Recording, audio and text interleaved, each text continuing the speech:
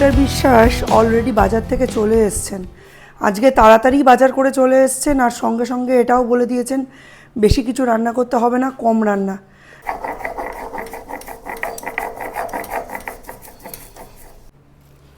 আজকে পুঁই ডাঁটাটা আর করলাম না।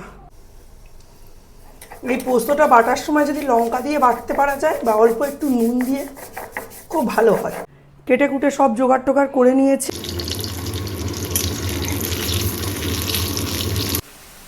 রান্নাবান্না এখন একেবারে জোর কদমে শুরু হয়ে গেছে। এই যে উচ্ছে আলু ভাজা হচ্ছে, আর এখানে উচ্ছের চচ্চড়ি হচ্ছে, সরি ঢ্যাঁড়স আলু ভাজা হচ্ছে, আর উচ্ছে চচ্চড়ি হচ্ছে। আর এইখানে আমি সৌর্যের জন্য একটু ম্যাগি করে রেখেছি। আজকে যেহেতু মিস্টার বিশ্বাস খাবেন না, ওই জন্য আমরা টিফিনের কোনো ব্যবস্থা করিনি। কোথায় যে জিনিসগুলো চলে যায়। আমার মা বলতো শিল আর নোড়া হচ্ছে মা আর ছেলে, আলাদা করতে নেই। এইখানে শিলপাটা বেটে নিয়েছি, পোস্ত বাটবো, পরে একটু সর্ষেও বাটবো।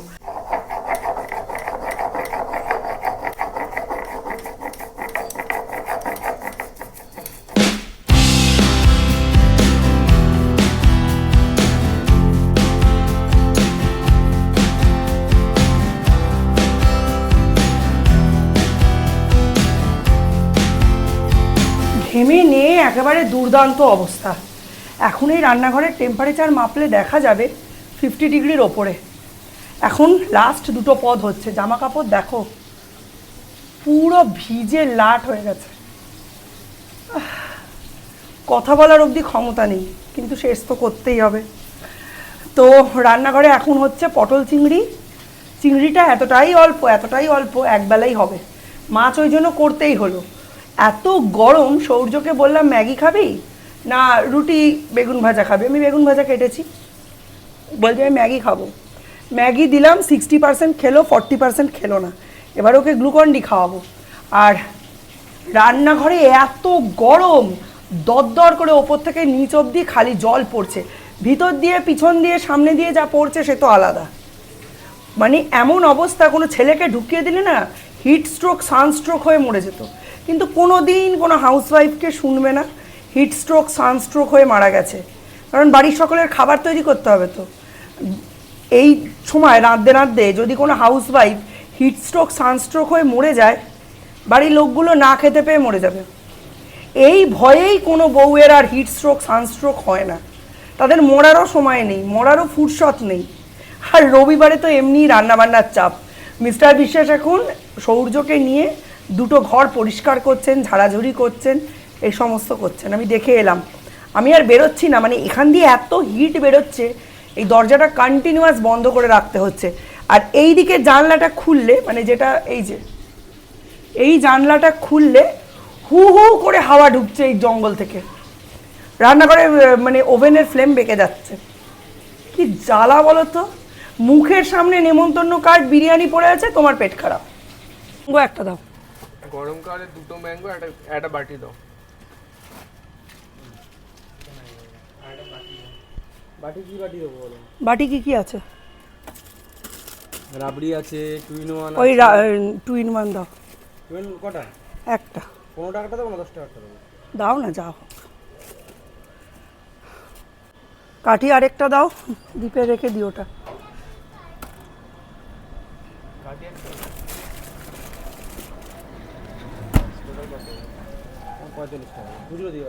মানে টিয়া টিয়াটা শোনাও।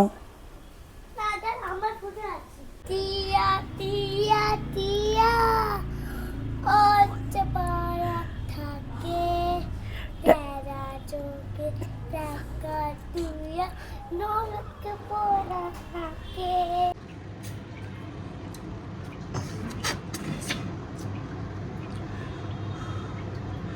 যা গরম না, জিভে ঠান্ডা, এখান থেকে পেট অবধি পুরো গরম। বারবেকিউয়ের মতো বানিয়ে নিয়েছি।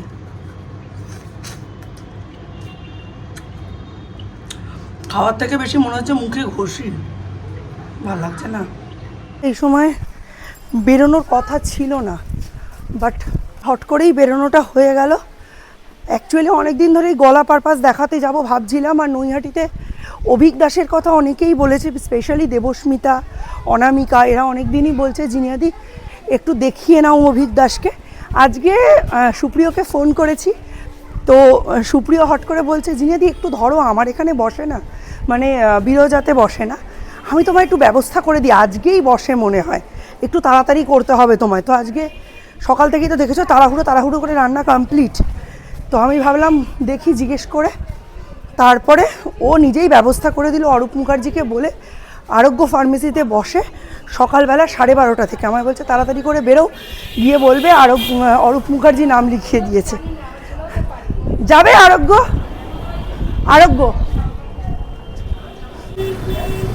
রোদ্দুর, যে ছাতা নিয়ে বেরিয়েও আর হেঁটে যাওয়ার সাহস দেখাতে পারলাম না। ডাক্তার যদি চলে যায় অসুবিধা হয়ে যাবে। তো ওই নিজে উদ্যোগ নিয়ে নামটা লিখিয়ে দিল। আর ও যদি আজকে নামটা না লিখিয়ে দিত, আবার ব্যাপারটা না দেরি হয়ে যেত। আমার ভাইগুলো হয়েছে খুব কাজের, আমি ওকে বলিনি, আমি শুধু বলেছি তোমার দোকানে বসে। ও নিজে থেকে কোন দোকানে বসে, আজকে বসে কিনা, সব কিছু জিজ্ঞাসা করে লোক দিয়ে একেবারে নাম লিখিয়ে দিল। আর আমায় বললো 12:30টার সময় চলে যাও। এখন বাজে 12:20-25। এখন আমি চলে এসেছি আরোগ্য, ডাক্তারবাবুকে দেখিয়ে তারপর তোমাদের সামনে অন হব। কী বলেছে পুরোটাই জানাবো।